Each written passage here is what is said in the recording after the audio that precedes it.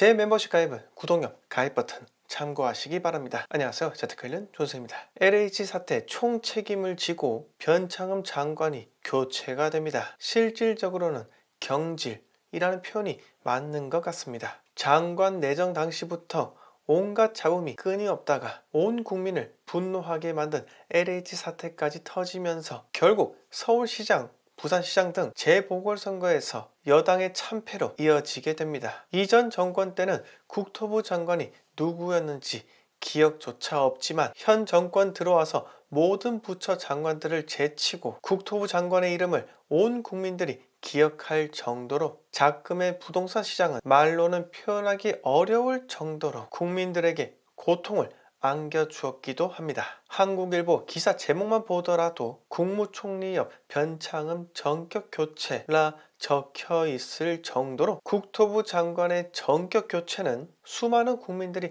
반드시 알아야 할 뉴스라는 거죠. 그렇다면 변창흠 국토부 장관이 아니 전 장관이 추진하던 이사 부동산 대책은 어떻게 되는 걸까요? 변 장관은 LH 사태가 터지면서 사의를 표명했지만 BH에서는 이사대책 안정화를 주문하며 시한부 유인까지 시켰었는데 과연 변 장관이 떠난 뒤 이사 부동산 대책은 살아남을까요? 물론 정부에서 계속해서 이끌어가려고 노력은 하겠죠. 아니 노력하는 척이라도 할 겁니다. 이사 대책 만드는데 들어간 용역비만 하더라도 우리가 생각하는 상상 이상일 거니까요. 그런데 이미 소유자들의 강한 반대가 이어지고 있기 때문에 이사 부동산 대책을 쇠퇴시키기에 상당히 좋은 명분이지 않을까 라는 생각도 듭니다. 이사 부동산 대책이 잘 진행되지 않는 이유는 소유자들의 강력한 반대 때문이다. 얼마나 좋은 핑계거리겠습니까? 혹자는 재개발은 공공성의 성격이 강하므로 정부에서 주관하는 것이 맞다고 말하는 일부 전문가도 있습니다. 하지만 저는 여기에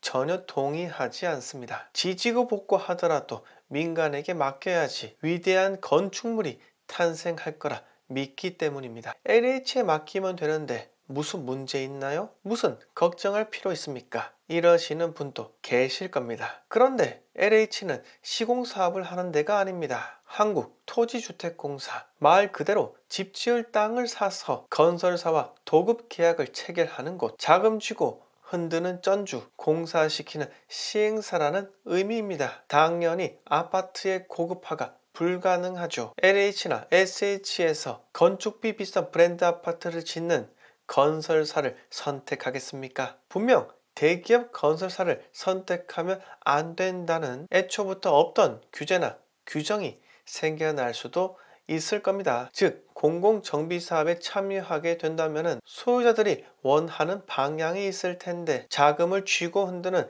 LH에 끌려갈 수밖에 없는 것이고 조합과 조합원의 갈등보다는 LH와 소유자 간의 갈등이 더 커지면서 오히려 사업 진행에 차질이 발생할 확률이 더 크다고 생각이 듭니다. 민간의 재산을 국가에서 손을 대겠다라는 이러한 발상부터가 잘못된 겁니다. 상당히 위험한 발상인 거죠. 제 생각으로는 정부에서 파이낸싱을 끌어모아서 소유자들에게 보상금 두둑히 주거나 또는 추후에 주택을 받을 수 있는 권리를 주면서 해당 정비사업 섹터를 모두 매수하는 편이 차라리 더 나을 거라 생각이 듭니다. 그 다음에 아파트를 직접 지어서 공급을 하거나 아니면 건설사와 공동 개발을 할 수도 있겠죠. 정부가 초기에 들어가는 비용, LH가 남겨 먹어야 할 수익, 즉 영리부터 따지니 이사 대책과 같이 말도 안 되는 이상한 부동산 대책이 나오게 되는 겁니다. 누군가 돈을 벌겠다라는 생각부터 버리면 충분히 좋은 대책이 나올 수 있는 겁니다. 국가 사업도 아닌 민간 사업도 아닌 소유권은 민간에게 있고 사업권은 LH에 있는 애매한 포지션으로 가면 당연히 한쪽에서 반발을 할 수밖에 없기 때문에 힘이 약한 쪽에서 싫어한다는 거죠. 차라리 정부에서 파이낸싱을 통해 그 택지를 매수했으면 합니다. 그럼 그 지역의 소유자들이 얼마나 좋아하겠습니까? 본인이 충분한 금액으로 현금 청산 받거나 아니면 아파트를 받으면 되니 순식간에 소유권 이전에 대한 동의를 할 것이 뻔한 거죠. 보충해서 말씀드리지만 국가에서는 한계가 있기 때문에 민간 파이낸싱을 받는다면 충분히 가능하기도 합니다. 그래서 공공이 모든 것을 컨트롤해야 한다는 발상부터 탈피한다면 주택을 단기간에 공급할 방법은 많기 때문에 제발 생각을 달리 하셨으면 합니다. 다음 이야기로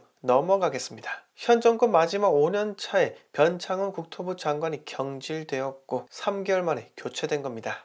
변 장관 대신 변 장관 후임으로 기재부 출신의 노형욱 전 청와대 국무조정실장이 임명이 되었습니다. 노형욱 장관 후보자에게 1년 동안 직급 안정이라는 특명이 내려졌다. 이런 뉴스도 보셨을 텐데요. 노형욱 장관이 임명된 배경에는 두 가지의 이유가 있다고 생각이 듭니다. 첫째는 사고 치지 말고 주어진 일만 해라. 어쩌다 공무원의 줄임말 어공과 늘 공무원의 줄임말 늘공 이런 단어를 들으신 적 있을 겁니다. 정권 초기에는 어공들이 실세를 잡게 됩니다. 선거를 이기도록 혁혁한 공을 세운 1등 공신이기 때문에 당연히 보훈 인사를 하셔야겠죠. 하지만 정권이 3, 4년 차가 넘어갈수록 어쩌다 공무원이 된 사람들은 과거의 화려한 전적들이 수면 위로 드러나게 되면서 국민들이 경악을 금치 못하는 경우도 생기게 됩니다. 또한 평생 정치에 몸담았던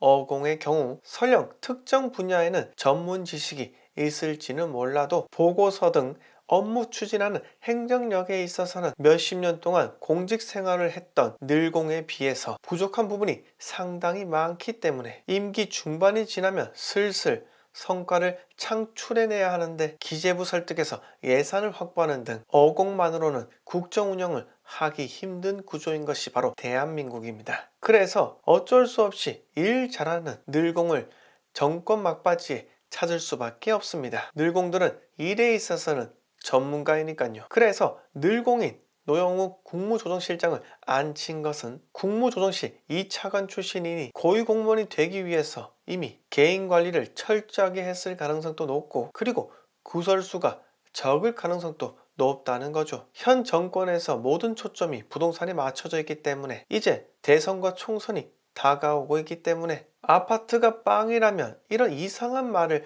툭툭 던지는 장관들 때문에 또다시 국민들이 분노하게 만드는 사태를 미연에 방지하고자 아무것도 하지 말고 그냥 주어진 일만 해라. 이것이 노영욱 장관 후보자를 뽑은 첫 번째 이유라 생각이 듭니다. 두 번째 이유는 노영욱 장관 후보자의 출신이 바로 기재부다 보니 앞으로 대선을 준비하기 위해서는 지자체에 가려운 곳을 긁어줄 사람, 국토부나 기재부에 가로막혀 있는 지자체 현안을 풀어줄 사람이 필요하기 때문에 이분을 앉힌 거로 생각이 들고요. 이분이 또 전라도 광주 출신인 관계로 내년 선거를 이기기 위해서라도 호남 지지층을 다시 한번 결집시킬 필요가 있기에 아마도 전라도 개발 관련 공약을 힘껏 밀어줄 사람이 또 필요하기에 이분을 앉히지 않았겠나 라고 추측도 듭니다. 제가 일전에 라이브 방송을 통해 광주는 대선주다 라는 말씀을 드린 적이 있습니다. 광주가 다시 한번 개발 호재로 들썩거릴 거라는 의미인데요. 그렇기 때문에